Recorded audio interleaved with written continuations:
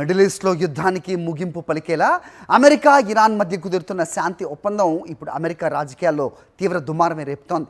ఇరాన్తో చర్చలను సొంత పార్టీ నేతలే తప్పుపడుతుండగా అసలు విషయమే తెలియని లూజర్స్ అంటూ అధ్యక్షుడు డొనాల్డ్ ట్రంప్ ఘాటుగా బదులిచ్చారు. మరోవైపు చర్చలు జరుగుతున్న క్షేత్రస్థాయిలో ఇరాన్ ఓడరేవులపై అమెరికా సైనిక దిగ్బంధాన్ని మరింత ఉధృతం చేసింది. అటు రాజకీయ మంటలు, ఇటు యుద్ధ నౌకల మోహరింపుల నడుమ అసలు ఏం జరుగుతోంది, వాట్స్ హ్యాపెనింగ్, దీనికి సంబంధించిన పూర్తి వివరాలు ఈ స్పెషల్ స్టోరీలో.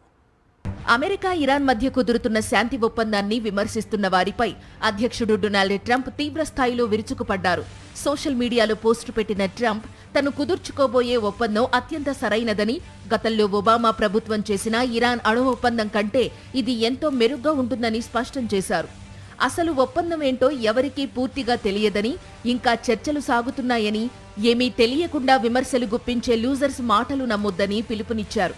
కానీ ఈ ఒప్పందం వల్ల అమెరికా వెనక్కి తగ్గినట్లు కనిపిస్తోందని, ఇది ఇజ్రాయెల్కు ఒక పెద్ద పీడకల లాంటిదని ట్రంప్ అత్యంత సన్నిహితుడైన సెనేటర్ లిండ్సే గ్రాహం ఆందోళన వ్యక్తం చేశారు.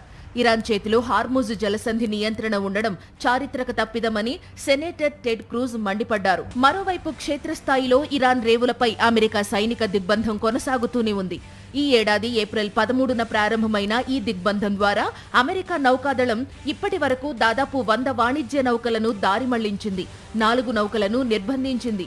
ఈ ఆర్థిక సైనిక ఒత్తిడి వల్లే ఇరాన్ దిగొచ్చిందని అమెరికా చెబుతోంది. అటు విమర్శలను తిప్పికొట్టడానికి ట్రంప్ ఒక వ్యూహాత్మక అడుగు వేశారు. మరికొన్ని అరబ్ దేశాలను, ముఖ్యంగా సౌదీ అరేబియాను అబ్రహాం ఒప్పందాల పరిధిలోకి తీసుకొచ్చి ఇజ్రాయెల్తో సంబంధాలు సాధారణ స్థితికి తీసుకురావడానికి ఆయన ప్రయత్నిస్తున్నారు.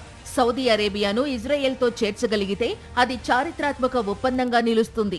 ఇరాన్ను పూర్తిగా ఒంటరి చేయాలన్న అమెరికా లక్ష్యం నెరవేరుతుంది. అంతకుముందు విమర్శించిన సెనేటర్ లిండ్సే గ్రాహం సైతం ఈ విషయాన్ని అంగీకరిస్తున్నారు. ఏదేమైనా 3 నెలలుగా సాగుతున్న ఈ యుద్ధాన్ని ముగించడానికి ట్రంప్ సర్కార్ వ్యూహాత్మకంగా అడుగులు వేస్తోంది.